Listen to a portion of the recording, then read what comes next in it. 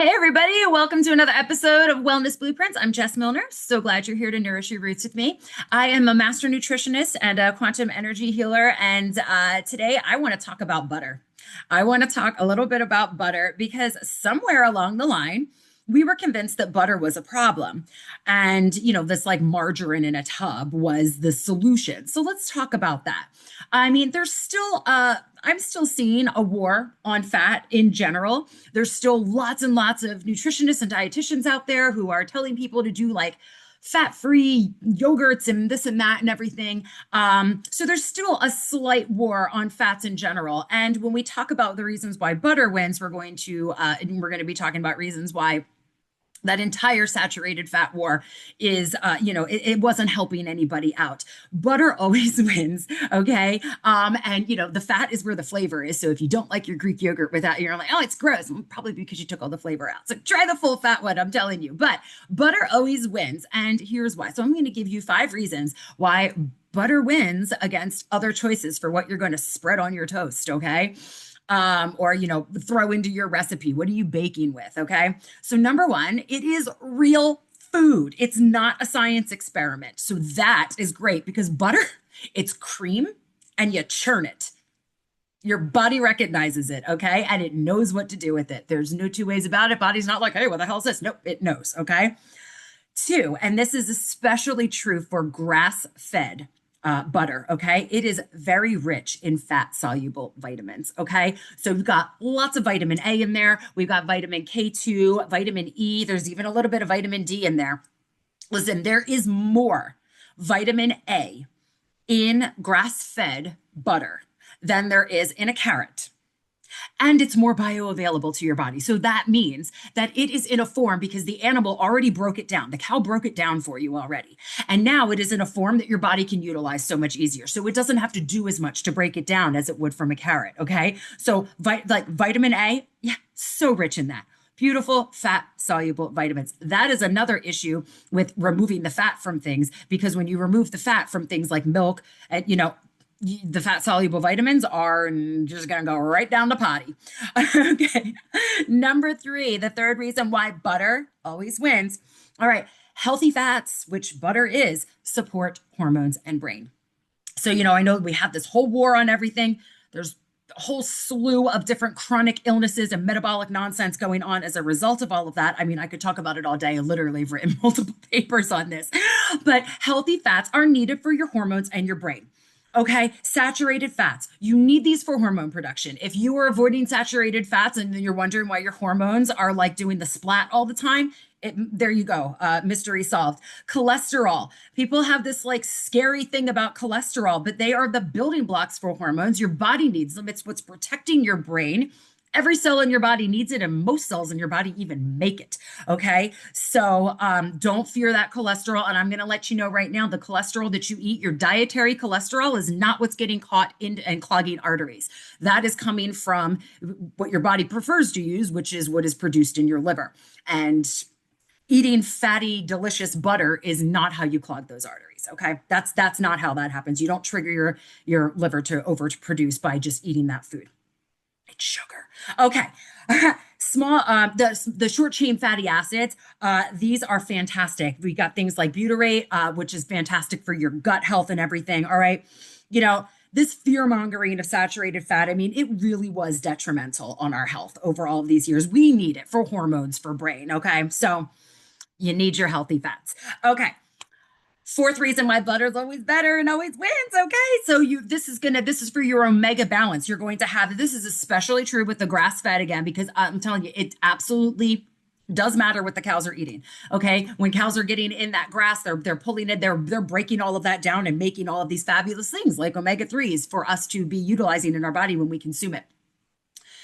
If the cow is being fed like reject Skittles, I'm telling you, they feed cows that, and a lot of dairy farms and stuff. They're like, oh, we just think, I don't like, what is a reject Skittle? Because I've seen inside the Skittle bags, and some of those are pretty beat up. They look like they were run over by a truck, and they're inside the bag, right? So I don't know what a reject Skittle is exactly, but they're feeding them to the cows. That cow is not going to have a fantastic omega-3, just like if you eat a whole bunch of Skittles. You may not feel so good. So if you have that grass fed, and also when it comes to grass fed, even if it's grass fed and then grain finished, that the fact that it was grass fed for most of its life is going to increase those omega-3s and all those good things in there. So, you don't have to like get too crazy about it. You don't have to go, oh my gosh, it was grain finished. It's okay. It's still going to be higher than the one that didn't have it at all. So you want those omega-3s. And why do we want these omega-3 fatty acids? So we have omega-3 fatty acids, and then the other one we talk about the most is the omega-6 fatty acids. And omega-6 fatty acids are not bad, okay? We do need them. They do serve purposes in the body, but we want our ratio. We want to have more threes than we have sixes. And generally, most people are ending up with higher sixes than threes, and that's where we're getting all this inflammation is being caused. So, when people are eating lower fat or they're switching to these other oils and things like that that have omega-6s because, they have the unsaturated fats. That's when this ratio gets all messed up. And then you start to have inflammation, and that can lead to, or it can aid in the development of all different kinds of chronic diseases and things like that. So it does matter for reasons like that. It's going to help to balance out those omega-3s. You definitely want to have more omega-3s than omega-6s. So things like grass-fed butter and, salmon and stuff like that, or, these are great ways to balance that out nicely. Okay. And our last reason, okay, it's satisfying, y'all. You're going to eat less junk. It increases your satiety because it's going to fill you up. And it's also really helpful with stabilizing your blood sugar, especially when you eat it with carbs, there's another nutritionist out there somewhere, I don't remember who it is, but she says never eat a naked carb. And that is something that I have said to my patients, to my kids, let's try not to eat a naked carb.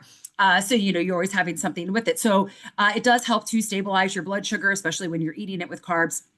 And that's also going to help to avoid and prevent that snack spiral or your choice to go through, the drive-through of bad decisions later on. Because when you have that woo of your insulin spiking up and then it crashes down, you're going to get hungry again.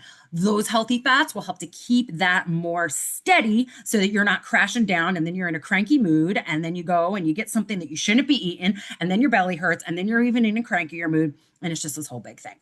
So it's such a short and sweet little episode, but this is not about eating sticks of butter. Okay. I'm not here telling you to go out and eat sticks of butter for, a snacky s'more. I see people do that. I mean, you do you, but that's not what I'm telling you to do. But it's about not fearing real food because we have decided bit by bit here and there, we're we don't like this food anymore. This food is bad. Meat is bad. Fat is bad. This is bad. And it's okay, no, real food is not bad. Real food's not bad. The problem is when it gets overly processed and then it can be an issue in your body. But the thing is, food fear is not good across the entire board because there's processed garbage nonsense that's full of, all kinds of additives and stuff that your body does not recognize. And it's not good for you. But I don't want you to fear that either, because if you eat it one time, unless you're allergic to it, you're not going to keel over from eating it one time. So, I don't want anybody fearing anything, but especially real food. If somebody's telling you that this real food item is something to fear, unless you have a life-threatening allergy to it, they're full of shit, right? Don't listen to them. Real food always wins, and butter is a real food. So, as we move away from processed food and move back into just having this real food and nourishing the body, you're nourishing the body and you're also nourishing your energy fields, and everything will tend to feel more grounded. Okay. And, there's a lot of nuance out there with people, arguing over which is better, this type of food, do the processed food, give this person this but in terms of your body, real food does not need any kind of a defense. Your body knows the difference. Even if you don't know, even if you're not realizing the difference, if you're not recognizing those things, your body always knows. So real food always wins, and butter is a real food. And that is one that I would choose. I don't always use it to fry stuff in the pan because it has a tendency to burn a little bit more, but don't fear butter. That's what I want to say. Don't fear butter. Don't fear any real food out there. Okay. Even if it doesn't fit into your, whatever your diet is right now, don't worry about it. I want you to eat foods that you like, but we don't need to be fear and butter. So butter always wins. Thank you so much for stopping by. Please make sure that you hit that subscribe button and leave me a 5-star review. Go ahead and share this with somebody who needs a little knowledge on butter. Go ahead and ask any questions if you want to, and tell me, hey, what's your favorite butter? Everybody's got like a favorite one out there, so go ahead and share that in the comments if you want to. What's your favorite butter that you like to grab? All right, guys. Butter is better. Butter always wins. Real food for the win. Food fear sucks, guys. Love you.